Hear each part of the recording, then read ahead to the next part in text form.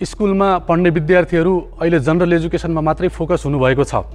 ती विद्यार्थीहरूलाई स्कुलमा पढाउने सब्जेक्ट बाहेकको एक्स्ट्रा करिकुलरमा केही एक दिनको कुनै 1 घण्टाको एक्स्ट्रा एक्टिभिटिज बाहेक अरू विद्यार्थीहरूले पाइरहेका हुँदैनन्।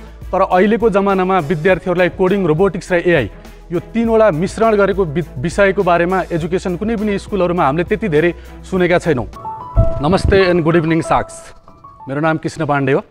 दूरशिक्षा एजुकेसन नेटवर्क प्राइभेट लिमिटेडको फाउन्डर एन्ड सिइओ। यो दूरशिक्षाले स्कुलहरूसँग मिलेर स्कुलमै कम्प्युटर सब्जेक्टलाई रिप्लेसमेन्ट गर्ने गरी कोडिङ, रोबोटिक्स र एआईको करिकुलम नै डिजाइन गरेर त्यो करिकुलम डिजाइन गर्नको लागि युएसको STEM.org सँग एक्रिडिएसन लिएर र इन्डियाका केही मल्टिनेसनल टेक कम्पनीजहरूसँग पनि कोलाबोरेसन गरेर त्यो करिकुलम स्कुलहरूमा डिजाइन गरेर पठाइएको छ।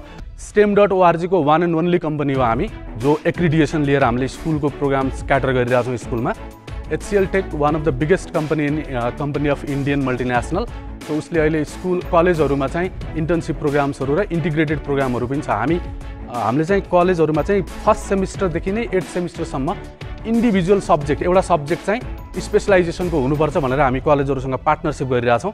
लाइक कसैले डेटा साइन्स पढ्ने हो भने चाहिँ 8वटा सब्जेक्ट चाहिँ उसले 8वटा सेमिस्टर पढ्दाखेरि डेटा साइन्सकै पढ्नु पऱ्यो। साइबर सेक्युरिटी एन्ड ब्लकचेनमा जाने भने ब्लकचेनकै र साइबर सेक्युरिटीको 8वटा सब्जेक्ट चाहिँ उनीहरूले पढ्नुपर्छ, अनि बल्ल स्पेसलाइज्ड क्यान्डिडेट भएर निस्किन्छ भन्ने चाहिँ हाम्रो बुझाइ हो। Looking at your clarity and everything, I would like to make you an offer. But my offer will be for 1 CR, 33%. And I'm in then. I would like to stick to my offer. Okay, let's deal. Done. Good one. Congratulations. Thank you. Thank you. Sir, Christy. I can see Ritu wants to take the silver place. No, I'm not in competition, Kelly. Shri Krishna.